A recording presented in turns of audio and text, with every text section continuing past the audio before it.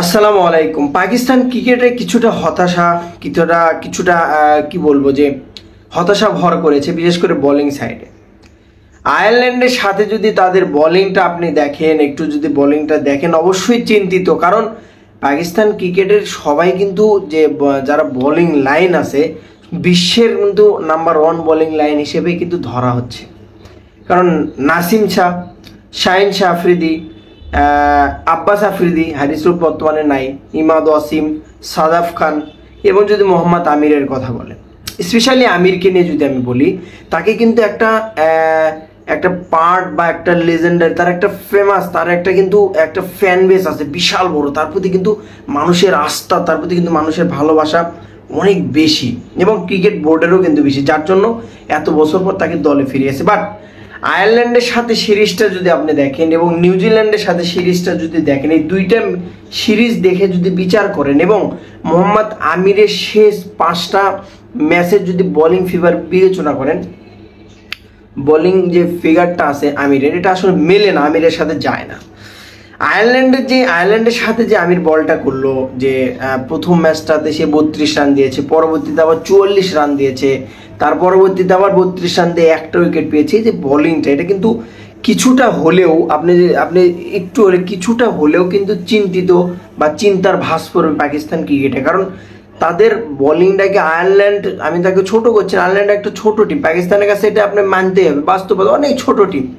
তো সেই টিমটা যখন 193 রান করে নেয়, মাঠের অবস্থা যদিও ভালো ছিল না, মাঠটা অনেক ছোট মাঠ, অনেক পাড়ার ক্রিকেটের মাঠের মতো এবং অনেক ছোট মাঠ, যাকে বলে যে মানে এমনিতে 4 মারলেও মনে হয় বল হারায় দেবে বা 6 মারলেও বল হারায় দেবে, এমন একটা ছোট মাঠ। তারপরে তো বোলিং, যেটা যারা বল করে, বলের তো একটা সুইং বা ভেরিয়েশনের একটা বিষয় আছে, যেখানে শাহিন শাহ আফ্রিদি কিন্তু নিজেকে প্রমাণ করতে পেরেছে, আমির কিন্তু পারে নাই।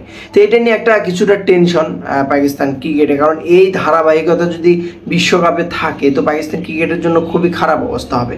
কারণ সবাই জানে যে পাকিস্তান ক্রিকেট 1% হলেও বোলিং লাইন দিয়ে কিন্তু বিশ্বকাপে জিতে, তারা 1% হলেও জিতে। কারণ কোনো না কোনো বলার জ্বলে ওঠে। কারণ শাহিন শাহ আফ্রিদি কিন্তু এখন লেজেন্ডারি কাতারে যাচ্ছে। কাল কিন্তু যে লিস্টটা দেখলাম, পাকিস্তানের ক্রিকেট ইতিহাসের যে বোলিংয়ের লিস্ট আছে এবং ওয়াসিম আকরাম থেকে শুরু করে তার 900 কত উইকেট দেখলাম, সেখান থেকে কিন্তু আফ্রিদি বন্ধু 143 না কয়টা ম্যাচ খেলে কিন্তু 300-র উপর উইকেটে চলে গেছে শাহিন শাহ আফ্রিদি। সো লেজেন্ডারি কাতারে চলে। তো বোলিং লাইনটা পাকিস্তানে বলা যায়, আমি আমার পার্সোনাল, আমার ব্যক্তিগত মতামত থেকে বলবো যে আসলে বিশ্বমানের বোলিং লাইন, এবং বিশেষ করে ইউএসএ, আমেরিকাতে এবং ওয়েস্ট ইন্ডিজের মতো যেখানে জায়গাতে কিন্তু তাদের বোলিং লাইন কিন্তু খুবই ভয়ঙ্কর।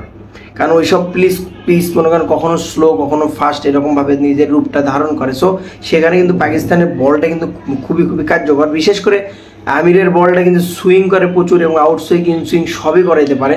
তার বলটা যদি ভাবে ধরতে পারে, তাহলে কিন্তু বিশ্বকাপ অনেকটাই ভালো পারফরমেন্স করবে পাকিস্তান। বাট তারপরেও টেনশন, একটা প্রেশারকে, তাদের যে বোলিং যে সাইডটা আছে সেটা যদি ভালো না করে, তো বিশ্বকাপে তাদের কিন্তু ভোগাবে, কঠিন হারে ভোগাবে। কারণ নিউজিল্যান্ডের সি টিমের সাথে কিন্তু তারা হেরেছে এবং আয়ারল্যান্ডের মতো টিমের কাছে কিন্তু তারা 190, 180, 200 রান এবং একটা ম্যাচ অলরেডি হারেও গেছে। কিন্তু এটা একটা মানে খুবই বিশ্বকাপের আগে খুবই একটা ব্যাড নিউজ, একটা খুবই ব্যাড নিউজ।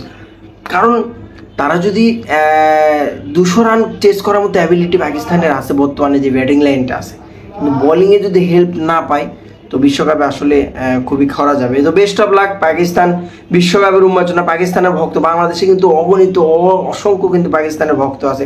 তাদের বলছি যদি ভালো লাগে ভিডিওটা অবশ্যই সাবস্ক্রাইব করবেন। ভালো থাকবেন। সালাম আলাইকুম।